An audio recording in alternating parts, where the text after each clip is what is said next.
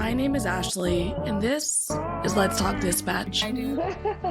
You're gonna do it. Do it really well. And I believe the world needs more dispatchers. Around in the mud, blood, and beer. Years that I'm not working 4th of July. 4th of July. Say community policing, right? What about community dispatching? So on this show, with the help of my guests, we will educate, empower, and support the heroes behind the headset. Hello, everybody. Welcome back to another episode here on Let's Talk Dispatch with me, Ashley, the raspy dispatcher. We always record these episodes before we drop them. And right now in the Bay, it is like snowing. Hail is happening. California is not okay. Check on your friends in California. We are not built for this. We do not like snow, let alone rain. So it's definitely a weird time in California at this very moment of recording. But today I am joined by former dispatcher Wendy. She spent 7 years under the headset, and that is also where she met her partner. And we're going to dive into her journey, including discussing something we need to definitely talk about more, so we can support those who are behind the headset, who are in these first responder roles. That is being the partner of someone who is in this line of work, from being a dispatcher to being an officer, firefighter, paramedic. The list goes on. So I'm going to bring Wendy on to join us. Hi, Wendy. Good morning. Good morning. How are you? I'm doing well. How about you? I'm doing okay. Like I said in the intro when we talked a little bit before, the weather's weird. The weather is weird right now. It is. I'm counting the days until spring and even more until summer because I am not built for cold weather. And I'm on day shift right now during this slot. So I get to work at like 4 or 5 a.m. and I'm like trying to sprint run, but I'm still sleeping and it's cold and you gotta park far and like it's a mess right now. We're just trying to make it. I remember those days well when it was so cold and just trying to get into work, and then you didn't know if you were going to get relieved on time because of, what weather comes down and whether or not people were going to be able to get into the center. So yeah, it can be very hectic. Yeah, I just try to wave down on unit like, can I get a ride? I'm not, it's cold out here. So tell us a little bit about how you got into public safety. Where did your journey start? My journey started actually when I was still in high school, which is very different to a lot of people's. I turned 18 in March and I already had the job lined up. So I started training on the weekends while I was still in high school, and then was going to school Monday through Friday and working another part-time job in the evenings to be able to get out of school early. So my last year of high school was definitely different from a lot of people's, but then it allowed me to be very oriented to the field by the time I graduated in June. And I was able to start being somewhat turned loose, with short staffing issues. There were some days that I worked by myself very early on. Well, not completely by myself. We worked 2 to a shift, but I was essentially turned loose very quickly. Mm-hmm. And the reason I got it lined up so easily is I had an uncle who was a volunteer firefighter in the area. Mm-hmm. And so he knew that they were hiring. He knew that I was looking for something when I graduated, and, just sort of planted that seed of, you should go to the dispatch center and see what it's all about. And one thing just led to another, and I fell into it.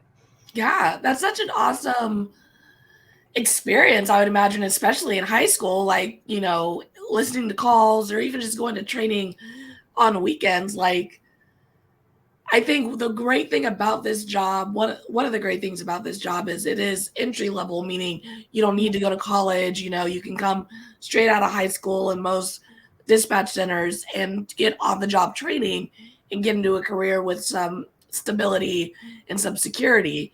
And so the fact that you were going to school and hitting it on the weekend, like, I think that's awesome. Yeah, it was very interesting. And that's mainly why I drifted towards it. College was not an option for me at the time.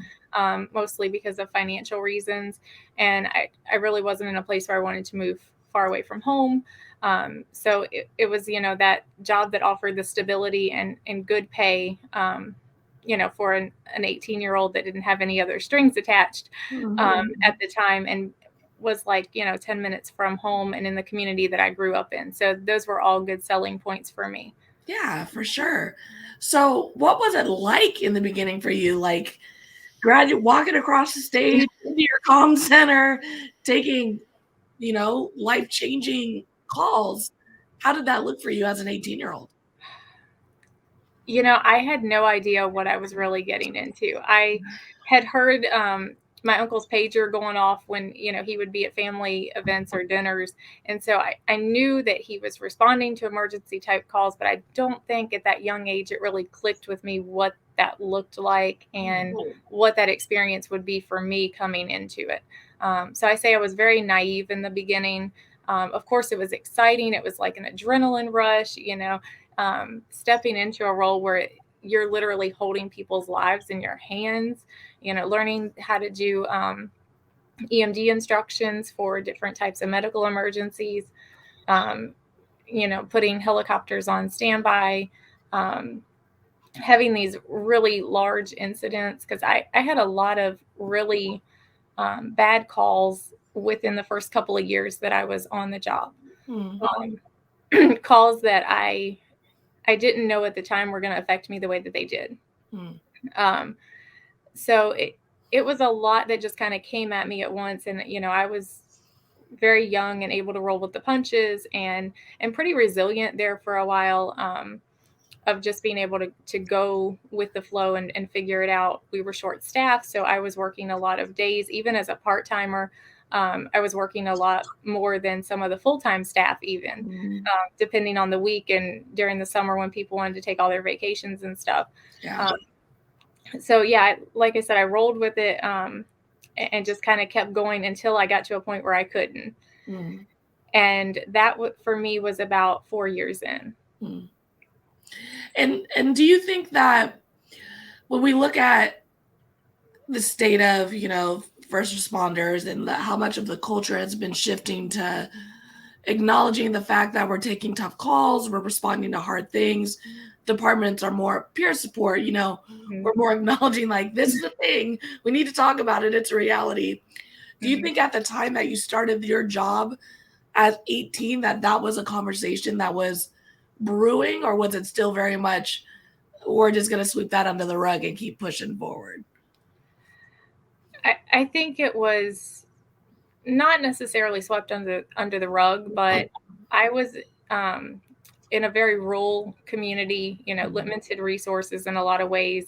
At the time, we were still mostly volunteer for fire and EMS. Since then, we've now have paid EMS staff, but our fire departments are still volunteer. So all of those things played a factor in just not having the resources available to have those conversations was part of the problem. And then, a lot of people hadn't stayed in the role very long.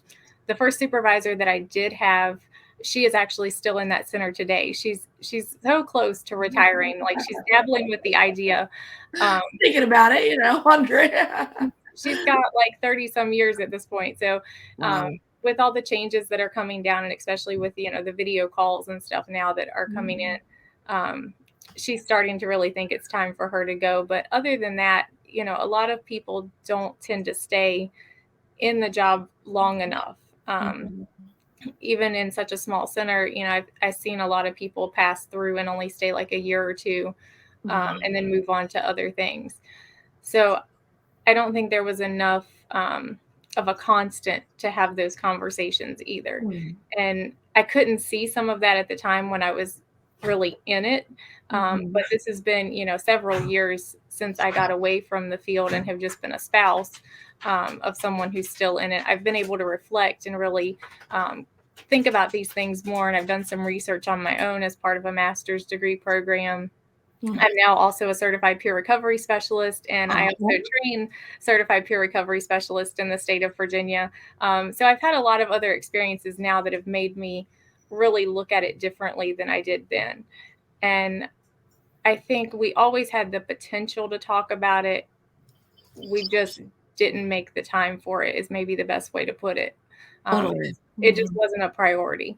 But now that, I've been through everything that I have, I'm definitely in a spot where I'm wanting to give back and, like you were talking about, support those that are still in the role. And this is kind of the way that I can do it at this point, because I know I can't go back and sit under that headset again. That just would not be a good experience for me or good for anyone that's calling in for help. But I need to figure out ways that I can give back and contribute to the field. And this is the way that I can do it, by advocating for them. And I think that is amazing. And I think it's something that a lot of folks are probably struggling with when they're trying to figure out, like, I'm at the end of my career for whatever reason or capacity that they're wanting to step out of the role, is kind of like, what comes next and how can I still dip my toe in this thing that I love doing, while still protecting myself in the process. And I think one of the great things about this line of work is that we're all bringing a piece of ourselves to the job, right? And so there are things that we do in our personal life that can have positive impacts on the community that is still answering the calls. And for you, you took your personal experience and bringing it back and having these conversations and being a resource for folks who are still in this line of work. And you met your husband doing this job. You want to tell us a little bit about that and how you guys met and, how you guys make it work, both having that experience. Yeah, it was really funny how we met. He was the last one of the staff that I actually got to meet. And we didn't work together a lot in the very beginning. I didn't train directly with him. I trained with the other lady that I was talking about, who had been there for quite a few years, between her and the other supervisor, and then got passed around to kind of watch some of the others who had been there, because they really didn't have a person dedicated to training. So it was just kind of whoever they could stick you with at the time, which I thought was great. It was good learning from lots of different people and seeing how different people handled things. And then that way I could put my spin on it. But I didn't get that experience so much with him. But I met him. He worked mostly night shift, and we just sort of clicked from the beginning. We became really good friends, I would say, first. But then when we did transition into that dating phase, it happened very quickly. I started dating him and moved in with him within like 2 weeks of. Sounds rational to me. To help with the timeline, I started there in March, and by the time that we had actually, got to meet and started hanging out and all of this happened was around probably June, July. And so within that June and July, about 2 weeks of hanging out, I'm moving into his house. He was coming off of his shifts, and I would be bringing different stuff to the house every day. And he still laughs about that. He's like, you kind of moved me out of my own room, moved all of my stuff in. And we decided then within another couple of months to get married. So he proposed to me in October of that year. And then we got married a year later. Yeah, because we bought a house. So things were very, very, like I said, very quick between us. We kind of knew that we were meant to be together. And we had to, of course, figure out schedules of, how are we both going to work for the same agency and still have a life and all that good stuff. Yeah. So for the first probably year and a half, we were both on night shift, but opposite night shifts. Okay. So I was working with another girl, and ironically, her boyfriend at the time was one of the road deputies. So he also worked opposite of her, but we had this kind of group going where when we worked our night shift, the two of them, the two boyfriends, would come hang out with us. And then they would work the opposite shift. And I don't think we really went and hung out with them as much, but they tended to always come and hang out on our shift in the center. It's just kind of extra bodies, they would come and have a late dinner with us and that kind of thing. So that was a really fun experience. And then we got to a point where, it seemed like we were always living, because he was there on my shifts, seemed like we were always living at the dispatch center, and we didn't have a lot of time outside of it. Supervisor's like, why do you guys keep bringing your stuff and moving them out of my drawers? Like, we're living here, so we might as well get comfortable. Yeah, we were kind of advocating, and it was a touchy situation being in a small center, but we advocated for us to be able to work the same shift. And this was right before our wedding. So they actually let us try it, because neither one of us were supervisors, so we were peers. So they let us try being dispatch partners, and we actually planned our wedding on night shift in the downtime. So that worked out pretty well. And then a lot of people thought, neither one of us were ever going to leave that particular job, because it worked out where we were on the same shift, and then we had all of our time off together. So they're like, you guys have the perfect gig going here. And I'm like, well, because it's ups and downs. Like, you're seeing a lot more of the positive because you're not the one actually in it. But it also meant that we took work home with us. It meant that if I had a bad call, he had a bad call because he was on shift with me. And that's essentially what ended up happening. We worked, I talked about some really bad calls happening early on.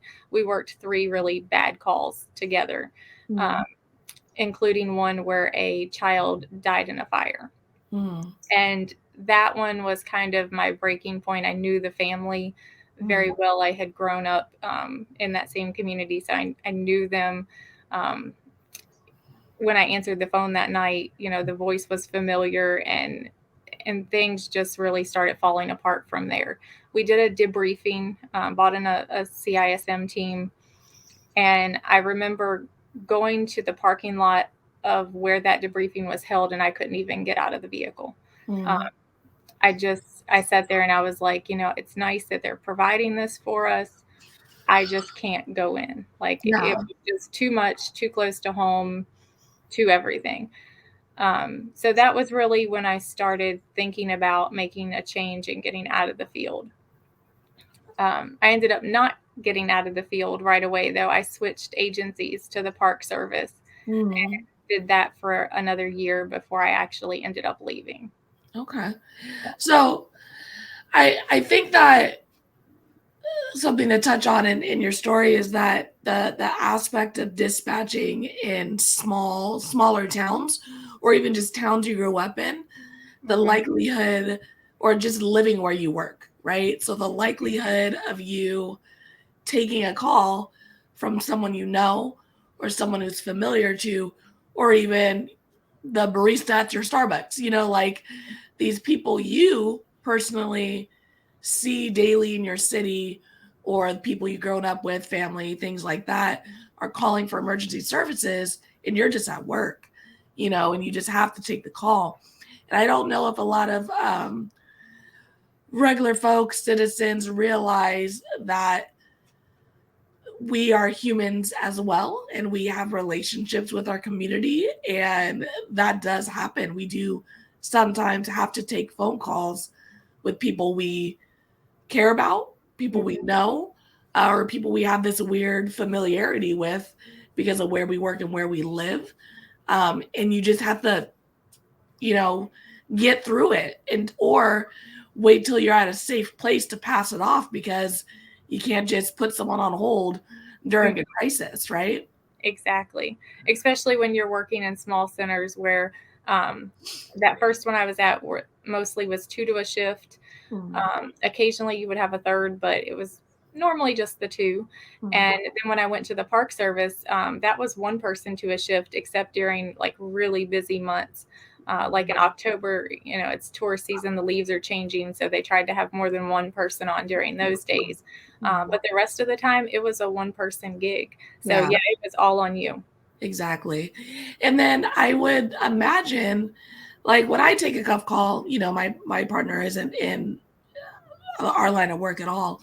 And I do my best, like I think most of us try to do, to leave our stuff at work. But when I come home and kind of trauma dump with my partner, they don't have that same trauma baggage that I'm dumping into their pot, right? Mhm. So I can't imagine how difficult it must have been on those tough calls for you guys that you're essentially partnering, right? So Mhm. you're partnering during this call, someone's taking it, someone's starting ambulance, you guys are tag teaming 911 calls, I'm sure. Mhm. And then the dust settles and it's kind of like, well, now this is my person who I'm gonna come home and I'm gonna trauma Mhm. dump with, but you guys have already gone through it together. Like, what did that look like? How did that feel? How did you guys work through that together? Yeah, it's a very interesting dynamic, and it has a lot of benefits. And I think it's been super beneficial to our relationship in a lot of ways. But the negative is that, we were always together for it and we could never get away from it. Mhm. On the positive side, though, we knew exactly what each other had been through because we've been in that exact same spot. And for me, when I started struggling and I started having a lot of stomach issues and just a lot of physical symptoms and things going on, and I didn't know if I was going to be able to continue working, or there were days where I didn't want to go into work. It Mhm. was super helpful having that partner who had been through those calls and also who had my back in that way, that Mhm. he was able to protect me. Mhm. And he was okay if I went in and laid on the floor for a little while and we weren't super busy. He could handle the majority of the calls, and then if we got super busy, I could force myself to jump up and help him. But he Mhm. did protect me and help me hide a lot of the physical stuff that I had going on while I was trying to figure out, what exactly had happened to me. Mhm. So it was beneficial in that way. But then when you think about the other side of it, I didn't seek outside help um, Mhm. as soon as I should have. And so that's a big part of my story that I always like to share. Um, Mhm. while it was good to have that connection with him, and I think it made our relationship and our bond even stronger. We're actually celebrating our 15-year wedding anniversary. Aw. Oh my gosh, congratulations. Yeah. So I don't think we would have made it this long, without some Mhm. of that bonding and those experiences that we had early on. Mhm. But I realized throughout my journey, and as I've transitioned into working in other fields and got into the peer support piece and everything, that I needed outside help, that like extra support from a counselor has been helpful, support groups, some of even the trainings that I've been through for peer support and the people I've met through them. I needed all of those additional things to balance it out and not always be putting all of that on just him, Mhm. because it is a lot for one person, and he has handled it so well. He is such a Mhm. trooper, and he's been great about it, and he's handled his own stuff, his own baggage very well. Things just didn't affect him as much as they did me, because he came into the field with more of a awareness of what he was really getting into. He was a Mhm. volunteer firefighter and EMT before stepping foot in the dispatch center, so I Mhm. think he had more of an awareness of both sides of the radio where I didn't. Mhm. So yeah, I encourage people to, not always just dump on, your one Mhm. partner or one particular person, but kind of spread it out and have a larger support system. And of course, you don't want to be re-traumatizing people either. And I did Mhm. this a little bit with my mom. She was the one other person that was my phone call always when I was going through the really bad stuff. Yeah. I realized over time that I probably dumped a lot of stuff on her Mhm. that has maybe traumatized her in some ways. So Mhm. by having the counselor and some of the other professionals involved that are trained to handle that and I can share that kind of information with, is better than throwing that to like a family member that really doesn't need or deserve to have that completely dumped on them. Yeah, no, totally. And I mean, I definitely think that, like I said earlier, we're shifting in first responder culture Mhm. to recognizing the realities of PTSD, the traumas, compassion fatigue, all these things that we not just in dispatch experience, but everyone who's in any type of role in this line of work. And the reality is, like, we all need a therapist. like Yes. it's not a bad word. It's totally okay to just need someone to talk to, because there are times that I know my partner just doesn't get it, nor do I want her to have to get it, you know? Like, if there are some days that I've said on here before, is like, I come home, I'm like, I don't want to talk today. I don't want to, like, I just want to watch TV and not have to problem solve or care about anyone else's day. Like, I'm tapped out. And, like, we have built that relationship where we can, like, give each other that grace. But it's so true that we just all, sometimes you just need someone else to listen and get it. And it's not a negative thing or or a weakness that you have that other outside help. Right. Yeah, and that's the biggest piece of it. And early on, that's what I was afraid of. That's why I hid it, and why, I had him kind of protecting me, and we didn't share it outside of our relationship, because I didn't know how it was going to be perceived. I thought it could potentially get me fired from the job, or people would judge and be like, well, you can't do this anymore because you're struggling on that level. I was very, very afraid of those things. But now I'm realizing, I should have tried to be more aware of what types of help I could have reached out for. And maybe there were things like warm lines, which I didn't even know what a warm line was back then. Yeah, what is that?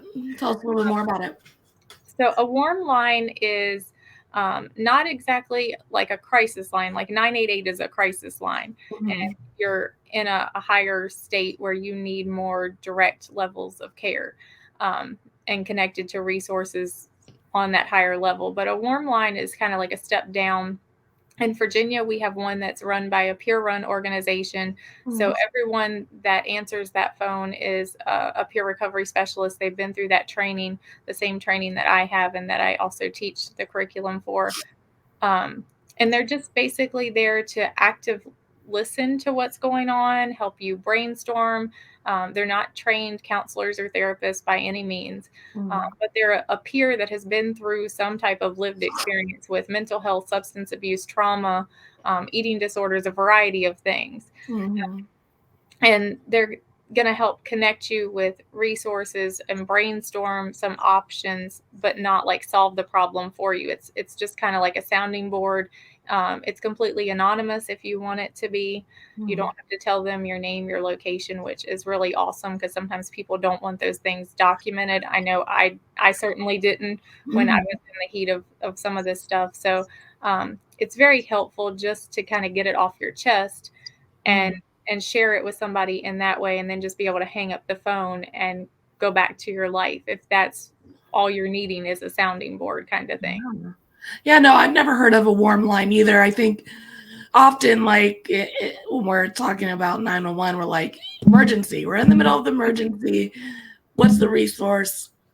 And we're reactive, right? We're not really preventative in our line of work.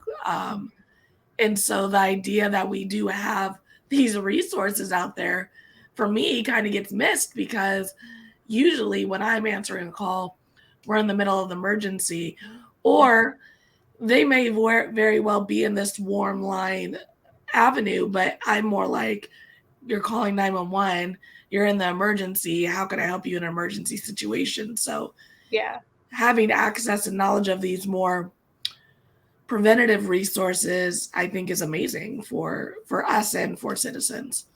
Yeah, I mean, I advocate more for public safety professionals to use them, more so than people that are calling 911, because I think it's a good resource for someone in this line of work, that doesn't know what type of help they really want to get yet, or what they're afraid of having something documented through work, like I was, that kind of thing. I think it's a great resource. And I wish that there was more of them specific, for this type of field. Of course, there's Safe Call Now, which is more of a crisis type line for all first responders. But they can kind of act as a warm line as well. They promote themselves kind of both ways. And then another one that's recently started in Virginia is called Hero. And that one is a Virginia specific one for first responders. That's a warm line. So they're becoming a little bit more popular, and they're coming out of this kind of peer space. Yeah. Which is really good to see. Yeah, no, definitely. Needed for a long time. Yeah. Yeah, seriously. And so you've gotten out of dispatch, you made the exit, and you've been diving into like peer support and things of that nature. How did you shift to that journey? What did that pivot look like? Oh, that pivot was very chaotic and very drawn out, which is why I'm laughing. It was like a stutter step, huh? Yeah, and there are days where I'm still kind of figuring it out, and I don't really know what's next. But I've gotten to a point where I'm certainly more stable with it now than what I was. So when I first got out of public safety back in 2012, I spent quite a few years jumping around from job to job, and I didn't even stay a year in a lot of jobs. I stayed a couple of months, and then would move on to something else. And meanwhile, I was doing college classes online, kind of on the back burner, seeing where that would go. So I ended up with a lot of degrees because that was kind of like the one constant for a couple of years. So I ended up with 2 associate's degrees, 2 bachelor's degrees, 2 masters, and a handful of other graduate levels. So at least that was a positive. I got my education. Yeah, good for you.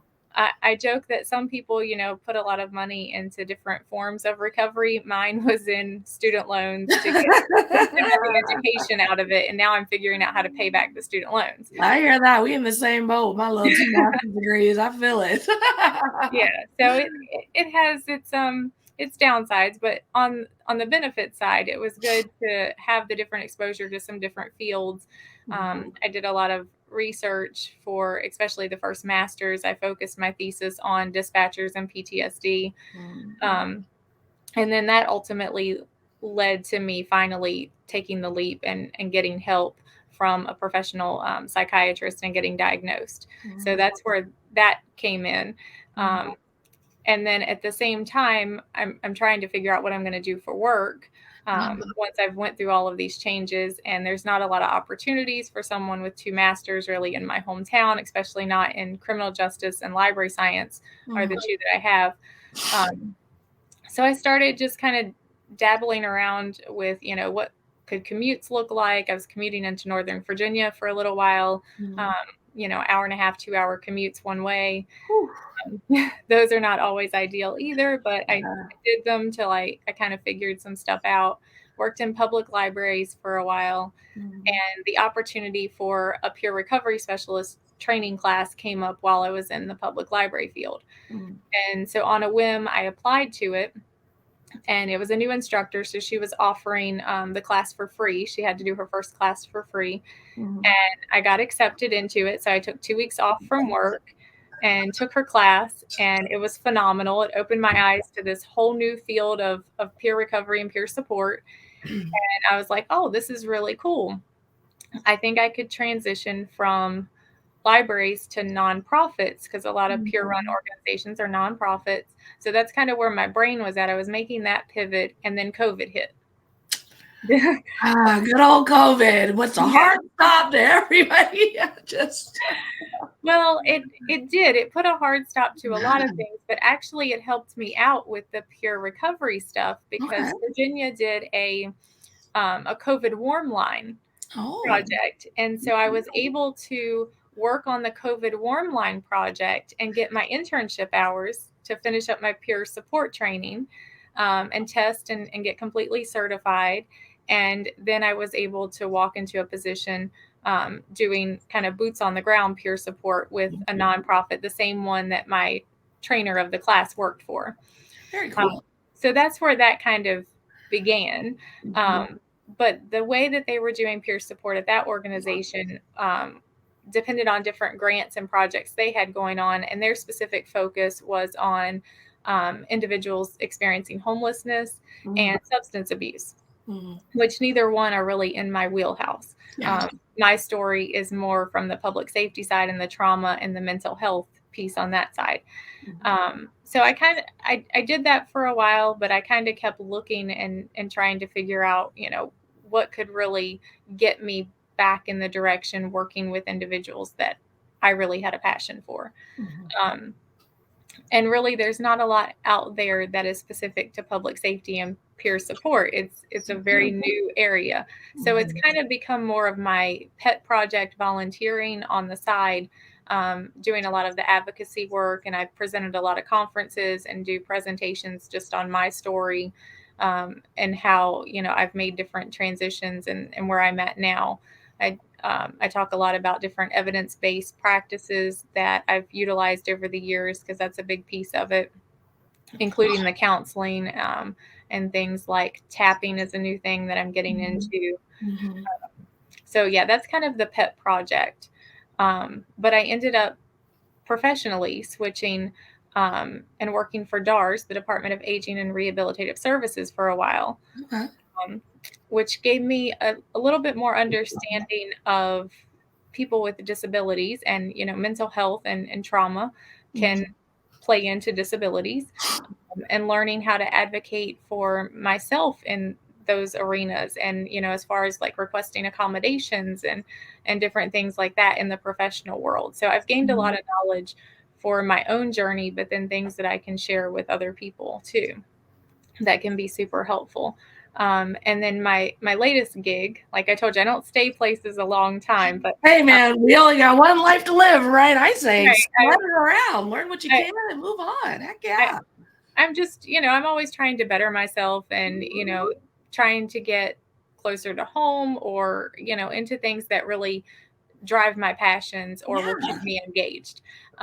So, I made a transition again, and now I'm working with the Department of Corrections, in an employee health and wellness role, which honestly ties all of this stuff together, because it's focused on the staff, not the inmates, but it's staff focused, employee health and wellness, trying to create programs and processes and things that will make it better for them in the work environments that they're experiencing. And there's a lot of overlap with, especially in the correctional facilities, they're working 24/7.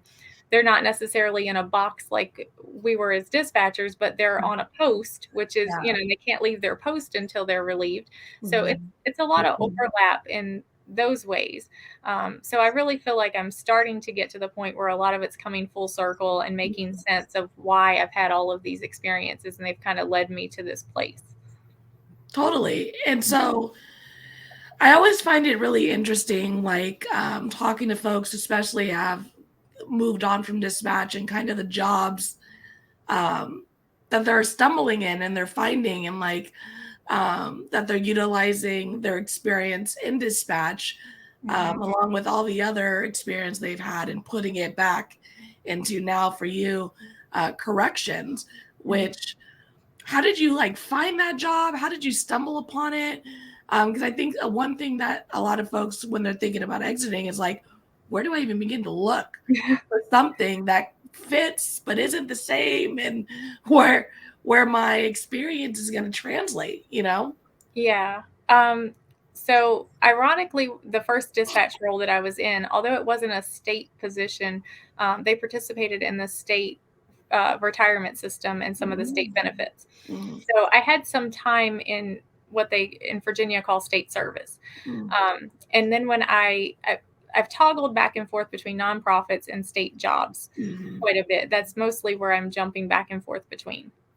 And ultimately, what I've discovered is with the state jobs, the benefits and the stability tends to be a little bit better. And usually the pay is a little bit better than what I find in the nonprofit world. Although the nonprofit stuff really interests me, and that's where a lot of the peer support is, it just doesn't have that same level of what the state jobs can offer me.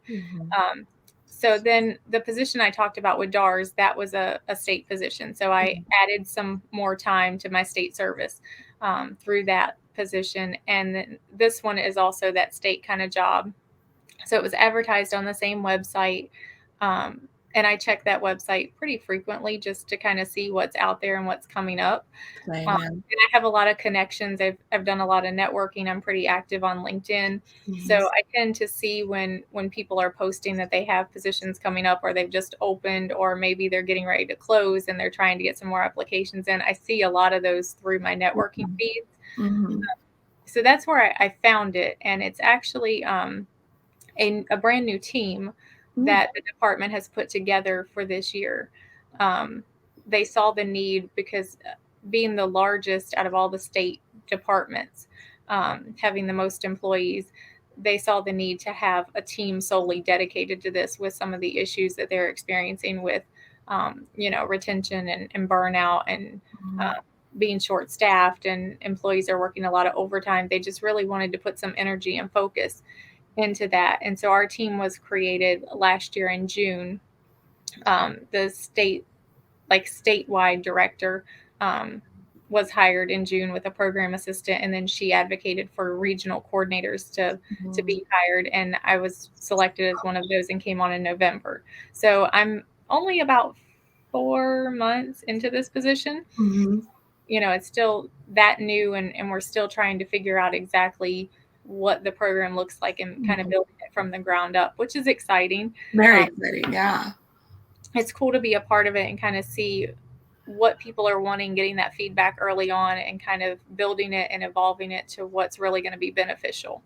Yeah, and I would imagine that, even like we're coming on that back end of like COVID and I would imagine that there was a lot of like burnout associated, especially in the jails with COVID and having to work through it and having to quarantine the units and, the units not being able to have visitors and just a lot of things that I would imagine inside corrections had to experience and deal with this COVID pandemic. That is probably kind of coming to the surface now for the folks who had to be boots on the ground in there. Yeah, and I think all of that has played a role in the retention piece. And like I talked about, even with the state benefits being what they are, sometimes it's still not enough to keep people, especially, if they're working lots of overtime and they're just kind of maxed out on what they can handle. Sometimes, it's just not enough to know you've got the certain levels of retirement or the health insurance. And people are looking for that better work-life balance. And so, yeah, that's what our team is going to be super involved in, I think, is trying to change that narrative and getting them back to a place where they feel like they can have a life and they don't have to feel so burnt out. And so we're trying to model that, from the top down. But it's going to be a slow process, like with culture change in any field, and especially culture change with anything public safety related. It just takes a lot of time, relationship building, getting employees to trust and giving that honest feedback that we need to hear. So yeah, I don't expect it to change overnight, but I'm excited to be a part of it and kind of see over several years where it can go.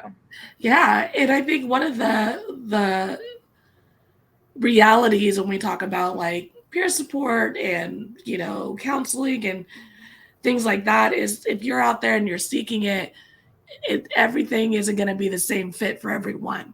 So, if you are someone who is like, I tried therapy, I hated it, why do people do that?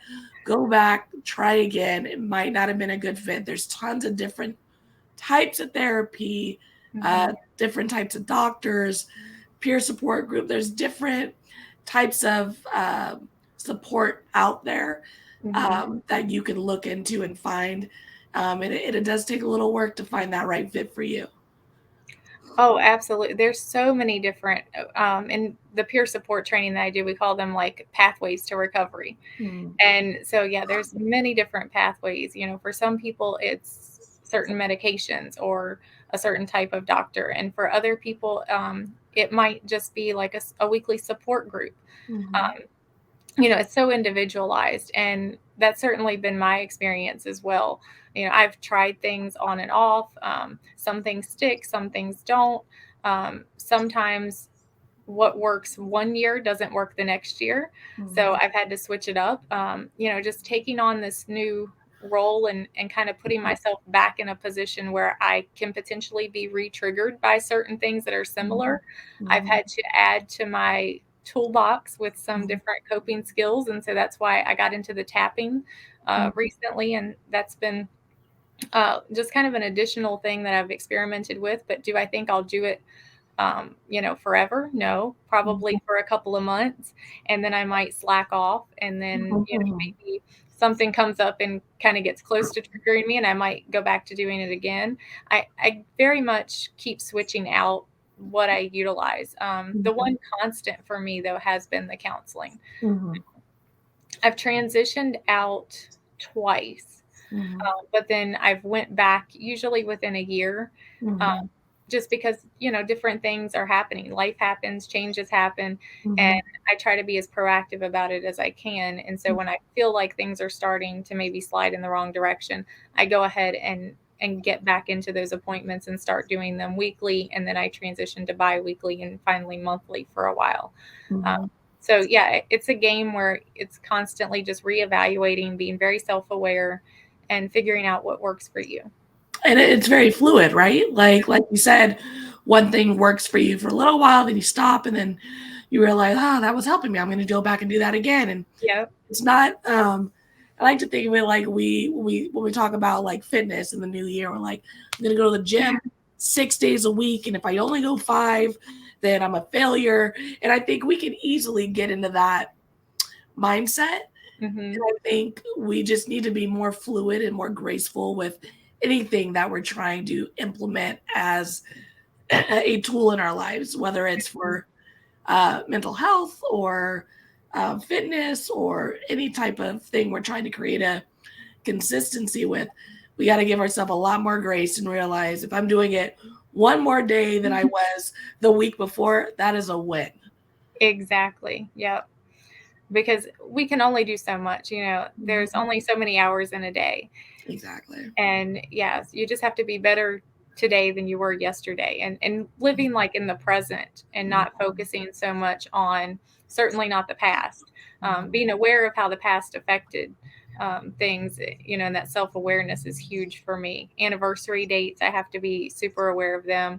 I have an anniversary date of that fire I was talking about is actually next week. So I plan those out and kind of have them on my phone as, hey, this is coming up, kind of be watching yourself a little more closely. Maybe don't plan anything really stressful or high key on those days if you can help it.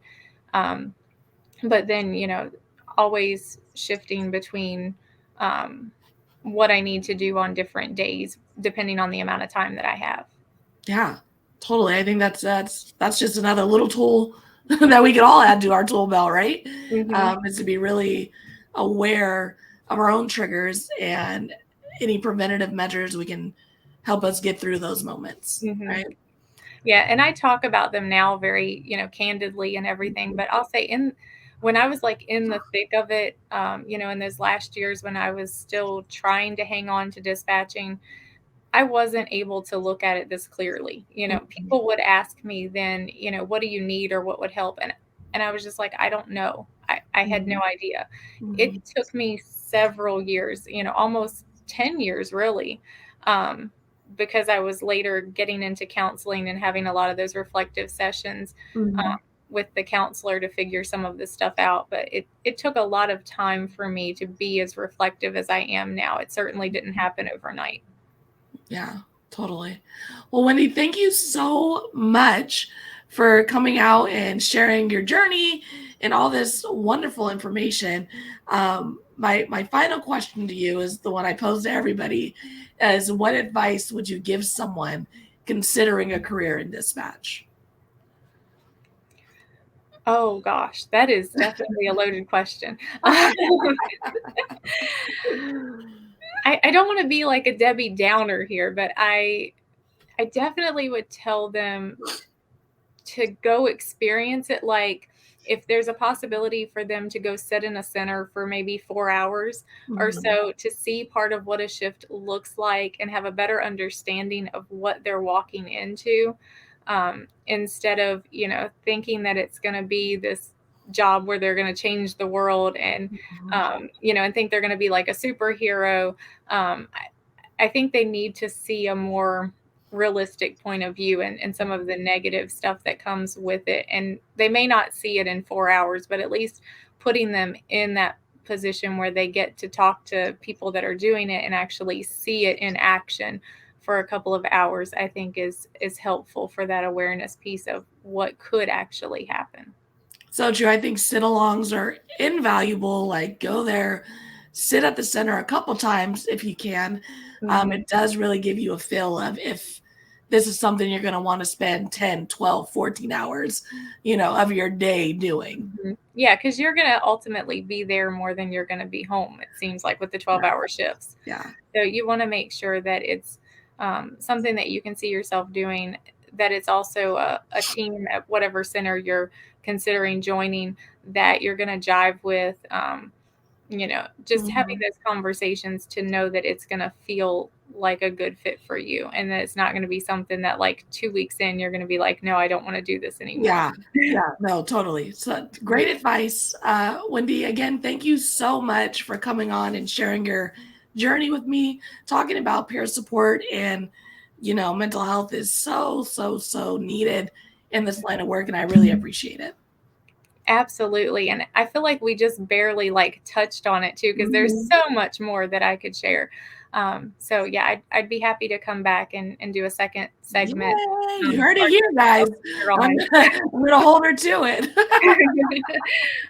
Awesome. Well, I'll be right back with you. Okay. All right. All right, everybody. That was another episode here at Let's Talk Dispatch. Again, thank you, Wendy. And like Wendy said, we barely scratched the surface.